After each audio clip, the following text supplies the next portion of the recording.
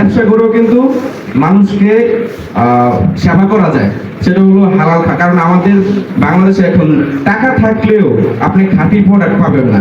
যদি আপনি একবার মানুষকে বুঝাতে পারেন যে না, আপনার কাছে খাঁটি প্রোডাক্ট আছে, মানুষ আপনাকে খুঁজে নেবে। আপনার জিনিসটা যদি মানুষকে যদি বুঝাইতে পারেন যে না, আপনার কাছে মানুষ আসলে জিতে, সেটা আপনারা যদি একবার প্রমাণ করতে পারেন, মানুষ আপনার ব্যবসাকে তারাই উপরে নিয়ে যাবে।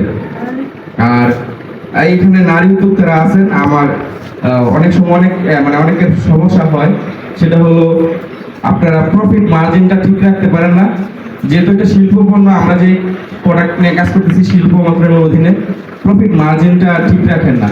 তো আপনারা প্রফিট মার্জিনটা ঠিক রাখবেন, তাইলে দেখবেন যে দেখা গেছে আপনাদের হিসাবের মধ্যে অনেক সময় আমরা দেখা গেছে যে এই যে কি বলে হাজব্যান্ড ওভেন কিনে দিছে, ব্লেন্ডার মেশিন কিনে দিছে, সবকিছু কিনে দিছে, সেইখানে দেখা গেছে যে আমরা এরকম একটা প্রাইস দিছি, সেটা দেখা গেছে যে মনে হচ্ছে লাভ, কিন্তু আসলে লাভ নাই।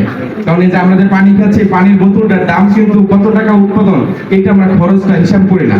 তো সেই হিসাব করা না কারণে কিন্তু অনেক উদ্যোক্তা ঝরে যায়। তো আমি অনুরোধ করবো আপনারা এই জিনিসগুলো হিসাবের মধ্যে রাখবেন। আর আরেকটা অনুরোধ, কোন উদ্যোক্তা কারো বদনাম বলবেন না।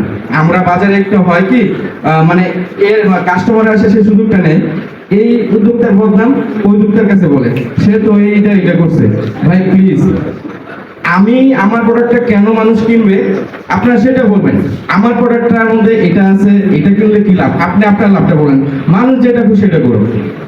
কিন্তু সে তার বদনাম করতেছে, সেইখানে আমি সাই দিচ্ছি, আবার আপনার বদনাম গিয়ে ওইখানে বলবে, এটা সুযোগটা নেয় কাস্টমাররা। উদ্যোক্তারা যদি ঠিক থাকে, তাহলে আমরা উদ্যোক্তা হিসেবে সম্মান পাবো, আমাদের যে প্রোডাক্টের যে ভ্যালুটা আছে, আমরা ন্যায্য মূল্যটা পাবো, আমরা সেটা চাই। তো সকল উদ্যোক্তার আমরা একটা পরিবার, আমাদের যে দৌড় কমিটি যে আজকে যে আয়োজন করেছে, সকলের প্রতি আন্তরিক ধন্যবাদ।